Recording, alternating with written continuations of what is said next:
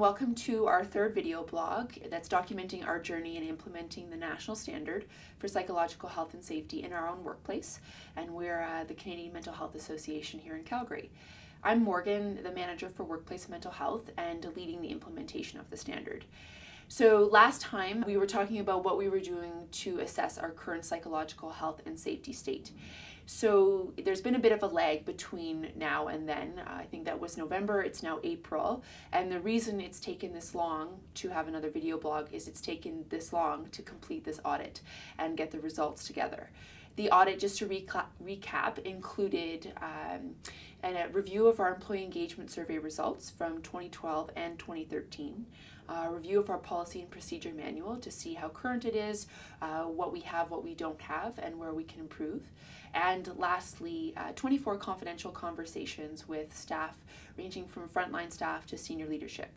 And these conversations were to complement some of the data collected in the quantitative or in the engagement survey that we did. And the reason being is we didn't do guarding minds at work. So there were some questions that were missing from the engagement survey. And the reason we didn't do guarding minds at work was we didn't want to duplicate effort and ask employees to fill out another survey online that was pretty similar. So these conversations were very informative. While they took more time than expected, usually set aside an hour, sometimes they would take two, a few of them even took three, they were extremely informative and helped to complement the data, which I then synthesized into a gap analysis and then shared the findings. I wrote a report and shared the findings with our executive director. So her and I looked at what I found, and where we're doing really well, where are some easy wins for us, and also some areas of concern that we wanted to address. And from that, we put together a presentation to share with all staff. And it's taken a while, and I've had lots of staff asking me, okay, when are we going to share the results?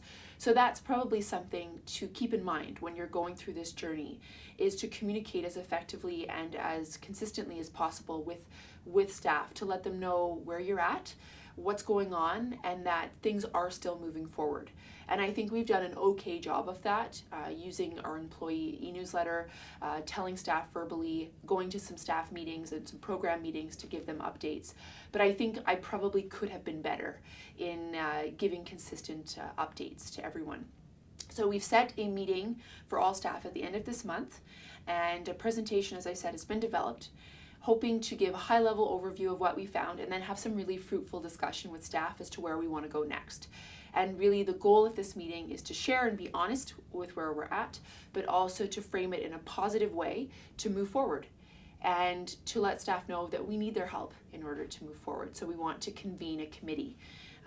No more than 6 to 8 employees from across the agency who will help to review the report I've created, to review the recommendations, and to let me know whether these are the right recommendations to make and where we can make changes and modifications and what we should prioritize.